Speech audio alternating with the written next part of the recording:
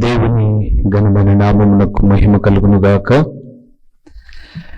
మన ప్రభువును రక్షకుడునైన యేసుక్రీస్తుల వారి యొక్క ప్రశస్తమైన నామమునకి మహిమ, ఘనత, ప్రభావములు ఈ యుగములకు కలుగునుగాక.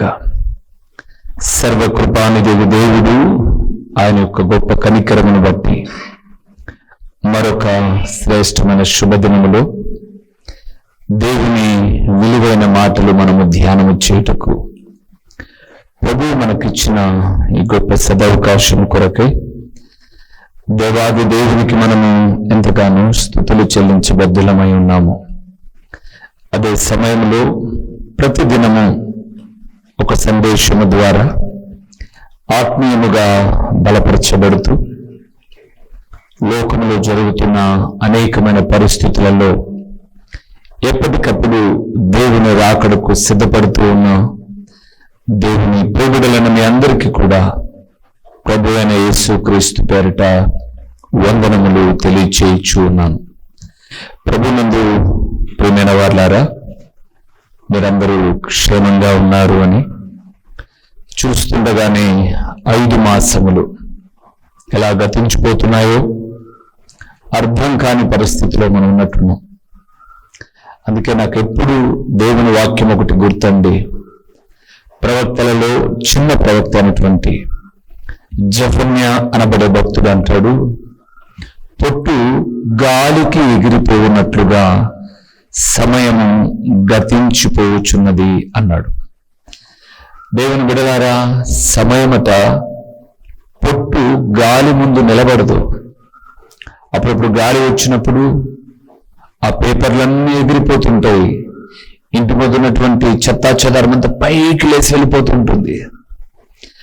అలాగా పొట్టు గాలికి ఎగిరిపోయినట్లుగా సమయము గతించిపోతూ ఉంది. దేవుని కోపం మన మీద రగులు కొనక ముందుగానే దేవుని సన్నిధానంలో కూడి ఆరాధన చేయువారుగా ఉంటే ఆశీర్వదించబడతాం. మళ్ళా మీకు జ్ఞాపకం చేస్తున్నాను, కేవలం వినువారు మాత్రమై ఉండి, అనగా వాక్యము వినువారు మాత్రమై ఉండి మిమ్మలను మీరు మోసపుచ్చుకొనుకోకుండా వాక్య ప్రకారముగా ప్రవర్తించువారుగా ఉండాలి అని ఒక దైవదాసుడుగా జ్ఞాపకం చేస్తూ సందేశంలోనికి మనం వెళ్దాం. ఈరోజు రేపు అనగా ఒకే అంశము మీద ఇది వరకు విన్నామేమో ఈ సందేశము అనుకోమాకండి. ఎందుకంటే కొన్ని మాటలు అలాగే ఇది విన్నట్లే అని అనిపించవచ్చు, కానీ కాదు. ఎప్పటికప్పుడు బైబిల్ గ్రంథంలో నుంచి నూతన విషయాలు మీకు చెప్పడమే మా ఉద్దేశం. ఎక్కడైనా అడపదడప 1-2 విషయాలు విన్నవి మరలా మీరు అనిపించినట్లు వచ్చినా చాలా వరకు కొత్త విషయాలు మీతో మాట్లాడమనే ప్రభు చెబుతూ ఉన్నాడు. ఈ దినమున మనం ధ్యానం చేయబోతున్న అంశభాగం ఏంటనగా, దేవుడు ఎవరిని లక్ష్య పెట్టడు. దేవుడు ఎవరిని లక్ష్య పెట్టడు అనగా ఎన్నిక చేయడు, అంగీకరించడు, లేదా ఇష్టపడడు, కోరుకోడు. ఎన్నైనా మీరు చెప్పుకోండి పర్యాయ పదాలు, కానీ బైబిల్ గ్రంథంలో లక్ష్య పెట్టడు అని రాయబడింది. లక్ష్య పెట్టుబడి కాదు ఇది. లక్ష్య పెట్టని మానవునిలోని కొన్ని స్వభావాలు ఎవరినో చూద్దామా? 2 వాక్య భాగంలోనికి వెళ్దాం. ద్వితీయోపదేశకాండము 10వ అధ్యాయము, పరిశుద్ధ బైబిల్ గ్రంథము నుంచి ద్వితీయోపదేశకాండము 10వ అధ్యాయము 17వ వచనాన్ని ఒకసారి మనం చూద్దాం ప్రియులారా. 10వ అధ్యాయము 17వ వచనము ద్వితీయోపదేశకాండం. ఎలా అనగా, నీ దేవుడైన యెహోవా పరమదేవుడును పరమ ప్రభువునై ఉన్నాడు. ఆయనే మహాదేవుడు, పరాక్రమవంతుడు, భయంకరుడైన దేవుడు. ఆ మాట చూడండి ప్రియులారా, ఆయన నరుల ముఖమును లక్ష్య పెట్టని వాడు చాలు. ప్రభునందు నాకు ప్రియమైన వారలారా, ద్వితీయోపదేశ కాండము అనగా మరలా రెండవసారి చెప్పడము అని నిర్గమాకాండం ఉంది. అవే విషయాలు దాదాపు ద్వితీయోపదేశ కాండంలో ఉంటాయి. అక్కడ ఇవ్వబడిన 10 ఆజ్ఞలు ఇందులో ఉన్నాయి. అక్కడ ఇశ్రాయేలులతో చెప్పిన కట్టడలు, విధులు అవన్నీ మరలా ఇక్కడ చెప్పాడు. ఏంటి ఇది ఇలాగ అక్కడ ఇక్కడ మళ్ళా ఒకేటి చెప్పడం అని అంటే, నిర్గమాకాండంలో ఇశ్రాయేలీలు ఐగుప్తు నుంచి కానానుకు బయలుదేరారు. 6 లక్షల కాలు బలము అని రాయబడింది. ఇంకా పిల్లలు, ముసలివారు లేదా మంచాల మీద వాహనాల మీద ఉన్నవారు కాక, కాలు బలం అంటే నడుస్తూ వచ్చిన వాళ్ళు. సరే, వీళ్ళతో ఆయన చెప్పాల్సిన విధులు కట్టడలు చెప్పాడు. ఆ తరమంతా దేవుని మీద తిరగబడి సనిగి గొనిగి చేయకూడని తప్పిదాలు చేసి దేవుని మీద తిరగబడ్డమే కాకుండా పాలు తేనెలు వేగు చూసి వచ్చినటువంటి ఆ 12 మందిలో 10 మంది చెప్పిన తప్పుడు సమాచారాన్ని స్వీకరించి దేవుని గొప్పతనాన్ని తృణీకరించి వారు త్రోసివేయబడ్డారు, అరణ్యములో రాలిపోయారు.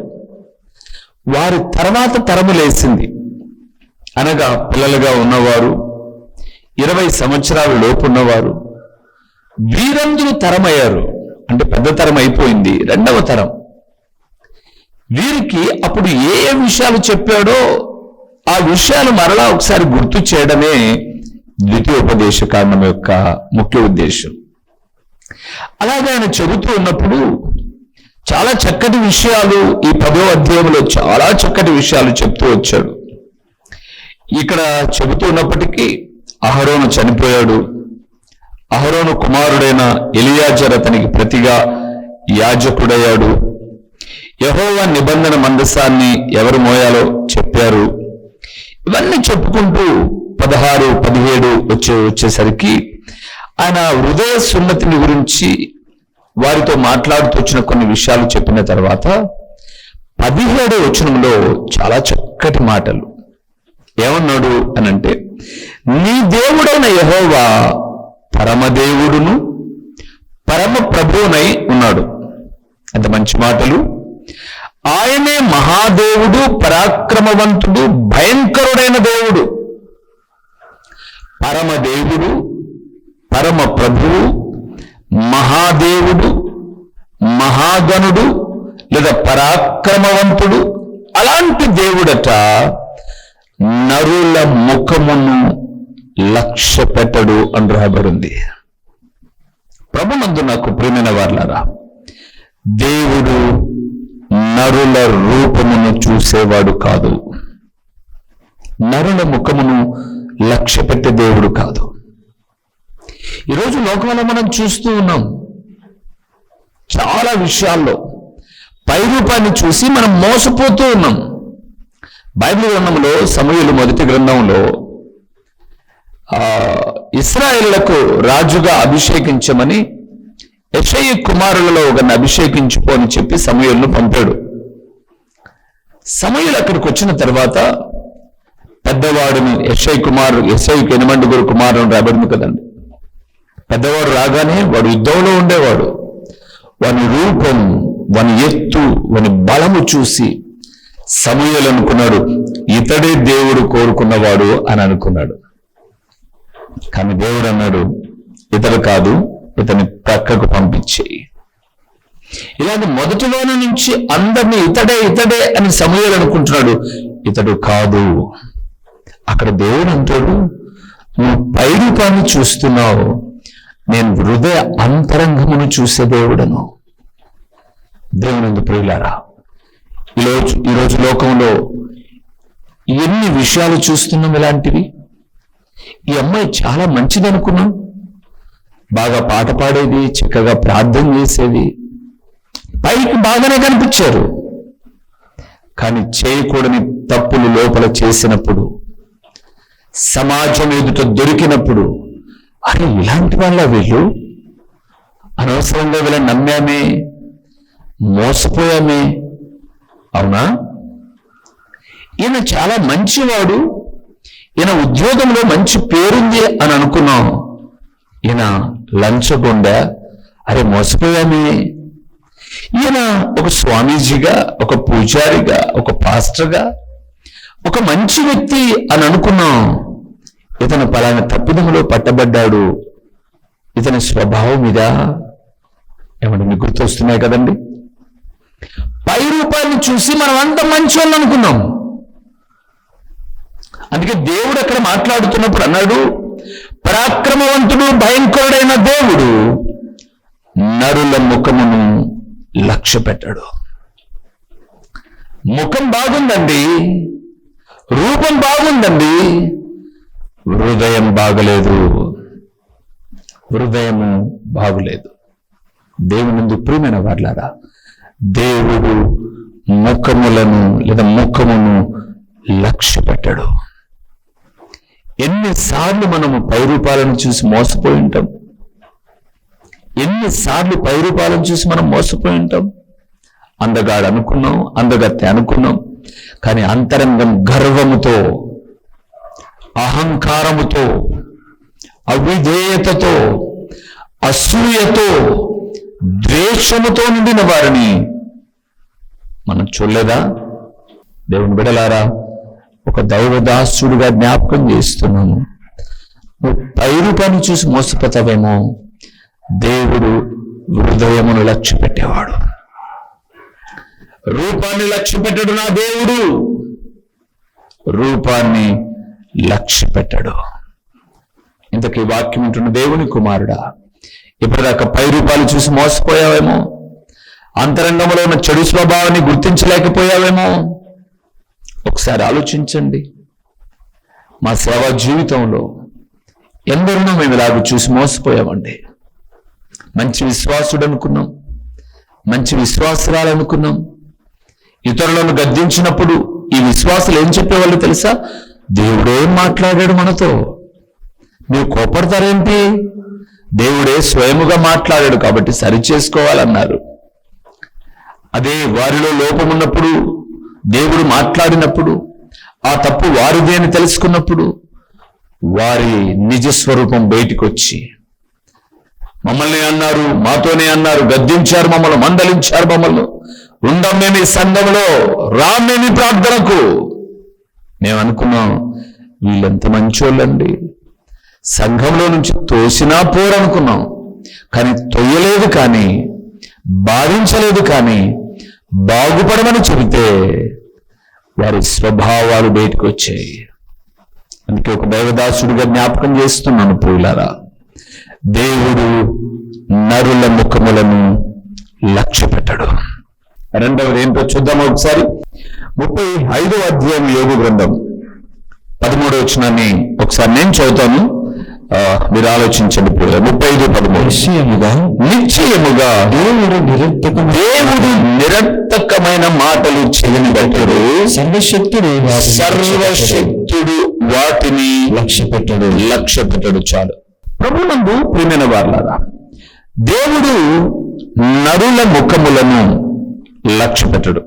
మొదటిది కదండి. రెండవది యోగు గ్రంథం 35:13 చూస్తున్నప్పుడు దేవుడు నిరర్థకమైన మాటలు లక్ష్య పెట్టడు. అంటే అర్థము కాని మాటలు లేదా అర్థము లేని మాటలు, వ్యర్థమైన మాటలను లక్ష్య పెట్టడు.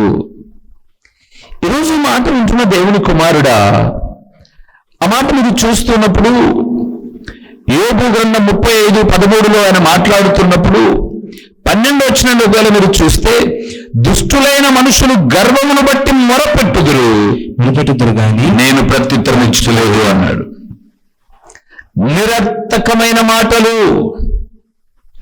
ఓ సహోదరి సహోదరుడా, ఈరోజు దేవుని వాక్యం వింటున్న దేవుని కుమారుడా కుమార్తె, నిరర్థకమైన మాటలను దేవుడు లక్ష్య పెట్టడు. ఈరోజు కుర్రకారంతా ఏ మాటలు వెతుకుతున్నారు? సోషల్ మీడియాలో, ఫేస్బుక్లో, ఇన్స్టాగ్రామ్లో, ట్విట్టర్లో, ఇంకా ఏవేవో దాంట్లలో ఏ మాటలంటే వెతుకుతున్నారు? బ్రతుకుకు ఉపయోగపడేవా? మీరు చెప్పండి. బ్రతుకుకు ఉపయోగపడే మాటలు ఏమైనా 1% ఉన్నాయేమో, ఎవరైనా జ్ఞానవంతులు మాట్లాడే మాటలు? అన్ని కూడా నిరర్థకమైన మాటలే. అన్ని నిరర్థకమైన మాటలే. వ్యంగ్య మాటలు, ద్వంద్వ అర్థాలు, మనస్సులను చెడగొట్టునవి, వ్యక్తిత్వాన్ని చెడగొట్టునవి, గర్వపు మాటలు, మూర్ఖపు మాటలు, పాపమును ఉద్రేకముతో రెచ్చగొట్టే మాటలు. ఎంత దౌర్భాగ్యం! దాని చేత సమాజం అంతా పాడైపోతుంది ప్రియులారా. పతనమైపోతూ ఉన్నారు ఈరోజు సమాజం. ఎన్ని కుటుంబాలండి, ఎన్ని కుటుంబాలు పాడైపోతున్నాయి నిరర్థకమైన మాటల చేత. భర్త ఉండగా, భార్య ఉండగా అక్రమ సంబంధాలు. ఏ మాటలను బట్టి? నిరర్థకమైన మాటలు. చదువుకునే వయసులో, భవిష్యత్తు మీద ప్రణాళిక కలిగి ఉండవలసిన సమయంలో, ఎంతో భవిష్యత్తు ఉండగా నిరర్థకమైనటువంటి మాటలకు చెవినిచ్చి జీవితాలు పాడు చేసుకుంటున్నవారు ఎంత పాడైపోతున్నారు. నేను ఎన్నో విషయాలు ఎరుగుదు ప్రియులారా. ఒక తండ్రి తన పిల్లలకు పుట్టినప్పటి నుంచి డైపర్స్ మొదలుకొని, డ్రెస్ మొదలుకొని, మొదటి పుట్టినరోజు నుంచి 15-16 సంవత్సరాల వరకు ప్రతి పుట్టినరోజుకు ఒక కొత్త వస్త్రాన్ని, వాళ్ళ తాహతును బట్టి అండి, వాళ్ళకు ఒక మంచి కేకును, లేదా మంచి ఆహారాన్ని, ప్యాకెట్ మనీ కొరకు కొంత డబ్బులు, నాన్న నాకు ఇది కావాలంటే 100 రూపాయల డబ్బులు.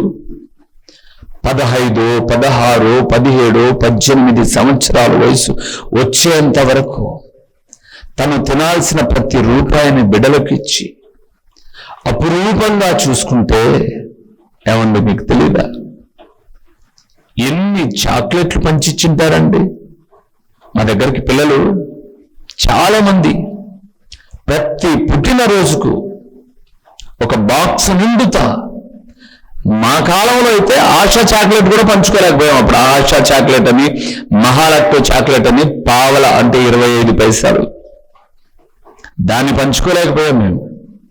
ఈరోజు నా దగ్గరకు వచ్చే పిల్లలందరూ చాక్లెట్స్ తీసుకొచ్చేటప్పుడు 5 స్టార్ అని, డైరీ మిల్క్ అని, ఆ చాక్లెట్తో పాటు ఒక 100-200 రూపాయలు కానుకిచ్చి ప్రేర్ చేయించుకుంటారు.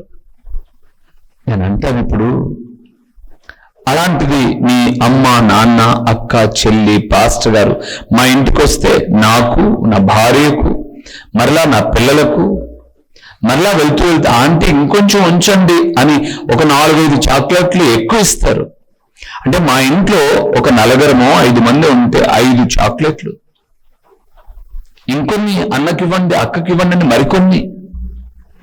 నేను అంటాను ప్రియులారా, ఇలాంటివి ప్రతి సంవత్సరం తల్లిదండ్రులు తీసిస్తూ ఉంటే ఎవరితో 5 రూపాయల చాక్లెట్ కాకుండా ఒకేసారి 90 రూపాయలు, 100 రూపాయలు పెద్ద డైరీ మిల్క్ తీసిచ్చారని, నువ్వంటే నాకు ఇష్టం అన్నారని, నీ మీద నాకు ప్రేమ అని, ఈ వ్యామోహపు నిరర్థకమైన మాటలతో ఎంతో భవిష్యత్తు ముందు ఉండగా అర్ధాంతరంగా చదువు మీద దృష్టి మార్చివేసి మరల్చుకొని స్థిరపడవలసిన జీవితాన్ని ఇక్కడే ఆపేసేసుకొని తప్పటడుగులు వేసి తప్పు బ్రతుకులతో బ్రతికి మనుషులు పుట్టినటువంటి చెడ్డ ఆలోచనలు వాటిని ఇంప్లిమెంట్ చేయడానికి అవకాశం వెతకి ఒంటరిగా దొరికినప్పుడు పాపభూయిష్టమైనటువంటి జీవితాన్ని జీవించి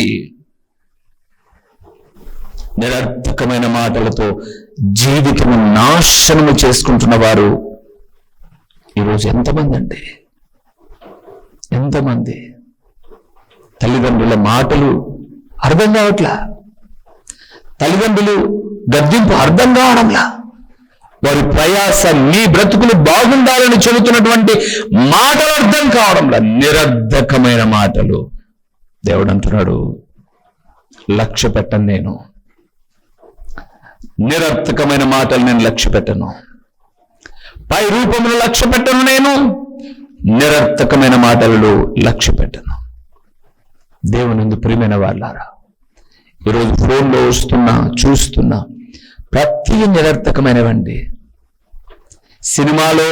సినిమా రంగంలో ఉన్నటువంటి మాటలు చిన్న చిన్న బిట్స్గా కట్ చేసి ఉడికించడానికి, ఉద్రేకానికి లోను చేయడానికి. నేను అంటాను, దాని పర్యవసనం బైబిల్ గ్రంథంలో రాయబడింది. పాపము చేసేటప్పుడు బాగానే ఉండొచ్చేమో, కానీ అనుభవించేటప్పుడు చాలా దారుణం ప్రియులారా. దాని గురించి అన్నాడు, ముసిమి పండంత చేదు అన్నాడు. దేవుడు లక్ష్య పెట్టనివి ఈరోజు మనిషి లక్ష్య పెడుతున్నాడు. అది కావాలని కోరుకుంటున్నారు. పిల్లలు కూర్చోగానే అమ్మా నాన్నతో ఏం మాట్లాడడంలా, నిరర్ధకమైన మాటలతోనే తమ జీవితాన్ని పాడు చేసేసుకుంటూ ఉన్నారు. ప్రభునందు నాకు ప్రియమైన వాళ్ళారా, దేవుడు లక్ష్య పెట్టడండి. దేవుడు లక్ష్య పెట్టనివి మీకు చాలా నష్టాన్ని తీసుకొచ్చి పడతాయి. అందుకే ఆయన ముఖమును లక్ష్య పెట్టాడు, నిరర్థకమైన మాటలను లక్ష్య పెట్టాడు. అక్కడ ఇంకో మాట చూస్తారా, యోబు గ్రంథం 37వ అధ్యాయము 24వ వచనాన్ని ఒకసారి చూడండి. ఏది లక్ష్య పెట్టాడు? యోబు గ్రంథం 37వ అధ్యాయము 24వ వచనము, అందువలన నరులు ఆయన యందు భయభక్తులు కలిగి ఉందురు, తాము జ్ఞానులమనుకున్న వారిని ఆయన ఏ మాత్రమును లక్ష్య పెట్టడు. నో, దేవుడు మాట్లాడుతున్నాడు ప్రియులారా. తాము జ్ఞానులమనుకునే వారిని దేవుడు లక్ష్య పెట్టడు. అంటే నాకన్నీ తెలుసుమా, నాకన్నీ తెలుసు. ఏం తెలుసు? వయసు అంతా, ఏ అనుభవం, ఏ జ్ఞానం? ఏ జ్ఞానం అండి? వయసు ఉరవడిలో అన్నీ తెలుసు అని అనుకొని అర్ధాంతరంగా నశించిపోతున్న వారిని ఎంతమందిని చూస్తున్నాం మనం? ఎన్ని కుటుంబాలండి? నాకన్నీ తెలుసు. ప్రభునందు ప్రియులారా, నాకు అన్నీ తెలుసు అనుకునేవాడు మూర్ఖుడని చెబుతుంది బైబిల్. ఒకడు తనకేమైనను తెలియనని అనుకుంటే వాడు ఏమీ తెలియని వాడుగా ఉండాలట. కానీ ఈరోజు అతిశయపడిపోతున్నారు. మాకు తెలియదేముంది? ఏదైనా అంటే యూట్యూబ్లోకి వెళ్తాం, ఏమన్నా అడిగితే గూగుల్లోనికి వెళ్తాం. గూగుల్కి అందనివి, యూట్యూబ్కు తెలియనివి, జీవిత సత్యాలు ఎన్నో అనుభవజ్ఞులైన తల్లిదండ్రులకు తెలుసు. అనేకులను చూస్తున్న నాలాంటి దైవజనులకు తెలుసు ప్రియులారా. జ్ఞానులను ఆయన లక్ష్య పెట్టడు. జ్ఞానులను అనుకునే వారిని లక్ష్య పెట్టడు, జ్ఞానులను కాదు. అందుకే దేవుడు అపోస్తలుడైన పౌలు ద్వారా కొరింథీయులకు రాసిన మొదటి పత్రికలో 1వ అధ్యాయంలోనే అన్నాడు, ఈ లోక జ్ఞానము దేవుని దృష్టికి వెర్రితనం. ఏం తెలుసరా మీకు? మా మందిరానికి చాలా మంది పిల్లలు వస్తారండి, చిన్నపిల్లలే. సండే స్కూల్ పిల్లలు దగ్గర ఒక 22 మంది ఉన్నారు. యవనస్తులు ఒక 20 మంది దాకా ఉన్నారు. ఇంకా పెద్దవాళ్ళు ఉండేది ఒక 65 మంది. పెళ్ళి భార్యాభర్తలుగా, కుటుంబాలుగా చిన్న సంఘం అండి మాది. అంత కలిపిన ఒక 110-120 మంది. అందరూ ఆదివారం రారు. ఖచ్చితంగా ప్రతి ఆదివారం 5 నుంచి 10 మంది ఆబ్సెంట్ అవుతారు. ఎన్నో పర్యాయాలు చెప్తుంటానండి సంఘానికి, కుటుంబ ప్రార్థనలో గడపండి, పిల్లలతో బైబిల్ చదివించండి, ప్రార్థన చేయించండి, వాక్య అనుభవాన్ని నేర్పించండి, ఎన్నో చెబుతూ ఉంటాం. మా మాట లెక్క ఎప్పుడైనా వారి గృహ కూడికకు వెళ్ళినప్పుడు, లేదా సంఘములో ఎప్పుడైనా ఏమైనా కొన్ని ప్రాముఖ్యమైన విషయాలు ప్రకటిస్తూ ఉన్నప్పుడు యోనా గ్రంథము అన్నామంటే ఇక చచ్చారు జనాలట్లే. అదే ఫోన్ చేతికిచ్చి ఏదన్నా యాపో లేకపోతే ఏదన్నా సమాచారమో చెబితే క్షణాల మీద టచ్ చేసేస్తారండి. యాప్ల మీద ఉన్నటువంటి వ్యామోహం బ్రతికించే వాక్యం మీద లేదు ప్రియులారా. అది లోక జ్ఞానం, అది పతనం. కానీ దైవ జ్ఞానం ఉంది చూశారండి, ఇది మనిషిని ఉన్నతంగా తీసుకుని వెళ్తుంది, మహోన్నతుడైన దేవుని వద్దకు చేరుస్తుంది. అందుకే మీరు ఒకవేళ జ్ఞానము గురించి ఇంకా అనేక విషయాలు తెలుసుకోవాలనుకుంటే పైనుండి వచ్చే జ్ఞానం ఎంత పరిశుద్ధమైనదో, ఎంత పవిత్రమైనదో యాకోబు రాసిన పత్రిక 3వ అధ్యాయము ఆ చివరి వచనాల్లో ఉంటాయి చూడండి. దయ్యముల జ్ఞానము, మనుషుల జ్ఞానము, దైవ జ్ఞానము.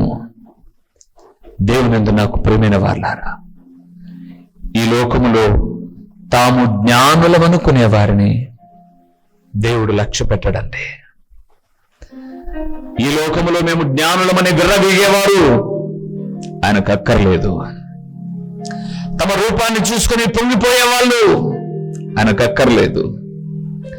నిరర్థకమైన మాటలు మాట్లాడేవాళ్ళు ఆయనకు అక్కర్లేదు. ఆయనకు దైవికమైన మాటలే కావాలి. వ్యర్థమైన వెర్రి మాటలు ఏంటో తెలుసా? ఈరోజు ఇన్స్టాగ్రామ్ ఒకటన్నా బాగుపడే మాటలున్నాయండి? ఒకటన్నా బ్రతికించే మాటలున్నాయా? జీవితాన్ని నిలబెట్టే మాటలున్నాయా? దైవ క్రమంలో నడిపించే మాటలున్నాయా? ఎవరు దైవజనుల మాటలను వినేవాళ్ళు లేరండి. ఈరోజు లోక జ్ఞానం వెంట వెంపర్లాడుతూ ఉన్నారు. నన్ను అడిగితే అవి ఒక్కటే ఉపయోగపడవు ప్రియులారా, ఏమాత్రం ఉపయోగపడవు. ఉపయోగపడని దాని కొరకు మనిషి ఎంత ప్రాకులాడుతున్నాడంటే, ఎంత వెంపర్లాడుతున్నాడంటే, పాడైపోయిన తర్వాత దేవుని వాక్యం సెలవిచ్చింది.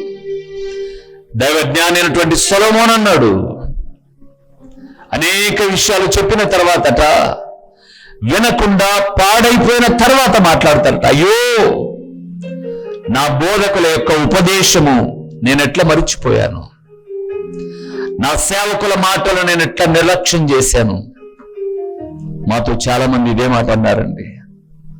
అన్న చెప్పేటప్పుడు, దేవుని సేవకుడు చెప్పేటప్పుడు మేము వినలేదమ్మా అంటే విని నిర్లక్ష్యం చేశామని అర్థం. ఆయన ఏదో చెప్తారులే, తన ఏదో చెప్తారులే, వాళ్ళు ఏదో కానుక కోసం చెప్తారులే.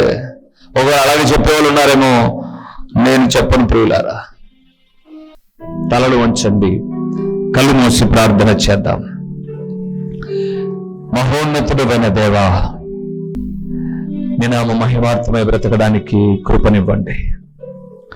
ప్రకటించబడిన పరలోకపు సంగతులు వ్యర్థముగా పోకుండా సారవంతమైన నేలను పడిన విత్తనం వలె 30దంతలుగా 60దంతలుగా 100అంతలుగా ఫలింపచేసి మీ ఘననామానికి మహిమను మీరు కలుగు చేసుకునమని యేసు నామములో అడిగి పొంది ఉన్నాము తండ్రి, ఆమేన్. మా చిరునామా దైవజనులు బ్రదర్ ఓ రూబేన్ గారు, క్రీస్తు ప్రార్థనా మందిరం, డోర్ నెంబర్ 1-10-386, నగరిగుట్ట, పులివెందుల, కడప జిల్లా. మీ ప్రార్థనా అవసరాల కొరకై సెల్ నంబర్ 9989067409.